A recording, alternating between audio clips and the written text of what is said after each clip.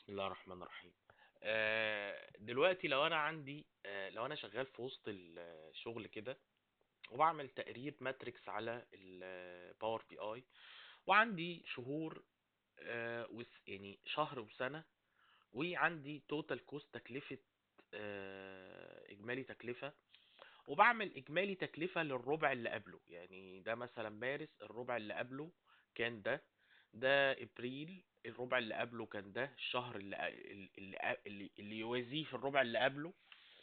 وانا محتاج اني دايما في الماتريكس ده احتفظ باخر 5 شهور في الماتريكس، ايا كان المده هي ايه، بيضيف لها سنين جديد، شهور جديده. انا محتاج بس بشكل اوتوماتيكلي اخر 5 شهور. طيب اعمل ده ازاي؟ بمنتهى البساطه هخش على الكويري بتاعي كده، edit query، وابدا أأسس قاعدة علشان أقدر آخد بيها آخر 5 شهور بشكل أوتوماتيكلي. طب أعمل إيه بقى؟ أنا عندي الفاكت تيبل، التيبل اللي أنا شغال على أساسه هو الأول فود. فأنا هعمل بلانك كويري الأول، وأقول all food. أنا محتاج من ده إيه؟ التاريخ فقط. فأنا هقول all food date عشان آخد الديت از ليست، وبعدين ابدا امسح المتكرر اللي في الليست ده، التواريخ المتكرره. فهستخدم لها الداله دي. خلاص. فبعد كده ده هيمسح لي المكرر من كل الليست. طيب بعد كده هحول الليست دي لتيبل اهو من هنا. انا واقف على فورمات، لو انا واقف على اي حاجه تانية هروح تاني للترانسفورم واقول له تو تيبل. خلاص، حولها لي تيبل. وبعدين بعد ما اعمل لها بعد ما اشيل منها بعد ما احولها لتيبل، فهعمل اد كولوم، وبعدين هروح للير، اختار يير اعمل لها سنة، وبعدين هقف تاني عليها واختار مانث هعمل لها مانث. وبعدين هبدأ عايز اميز كل شهر عن كل سنة، فانا عايز في حتة واحدة بس اعمل السنين والشهور. فعشان اقدر اعمل ده، الحيلة هي ايه؟ ان انا هاخد السنة اضربها في 100 او اجمع عليها الشهر بس. انا بقى مش محتاج من الهيصه دي غير التيبل الكولوم ده. فانا هعمل ريموف اذر كولوم، وهاخد ده وهعمل له ريموف دبليكيت. انا بقى محتاج اعمل سورت اسندنج كده عشان الكبير يبقى تحت هنا. انا دايما محتاج الكبير اللي تحت.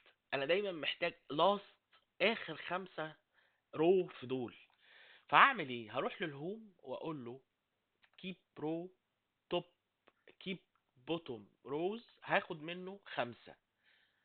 طبعا انت لو محتاج 3، لو محتاج 2، لو محتاج على حسب احتياجك انت، او الموقف اللي انت بتعمل فيه التقرير.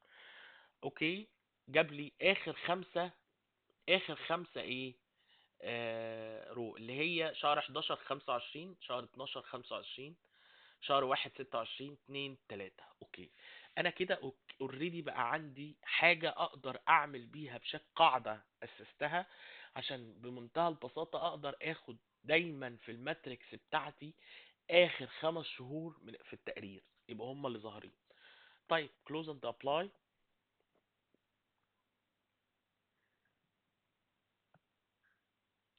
انا بقى هقف على الماتريكس بتاعتي وهستخدم الكويري اللي انا كونته، اللي هو كويري 1 ده، علشان احطه في الفلتر هنا.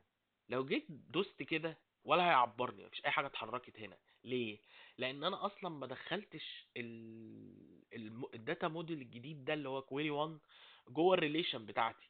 فانا محتاج اجيب ده هنا كده بعيد عن الدوشه دي، واروح اعمل له ريليشن بينه وبين الكولوم اللي زيه في الكالندر اهو، اليو ام ده، اللي هي السنه والشهر. وهنا برضو سنه وشهر، فاقول له اوكي. فراح عمل ايه؟ ريليشن 1 to many اهو بالشكل ده، والريليشن اكتف وكل حاجه تمام. طيب خلاص، انا هروح هنا بقى، هيبدأ هنا في الفلتر يقول لي ايه؟ اه انت عندك الخمس شهور دي وعندك البلانك. انا مش محتاج البلانك، انا محتاج بس اكتف الخمس شهور، فهشيل البلانك. فهيبقى عندي ايه؟ اخر خمس شهور موجودين. ممكن بقى يعني ممكن يبقوا خمسة، ممكن يبقوا ستة، ممكن يبقوا 12 شهر زي ما انت عايز. فبالتالي ده هيبقى دايما الماتريكس ده ظاهر فيه اخر خمس شهور، حتى لو ضفت سنين جديدة او شهور جديدة. شكرا، كل سنة وانتم طيبين، سلام عليكم.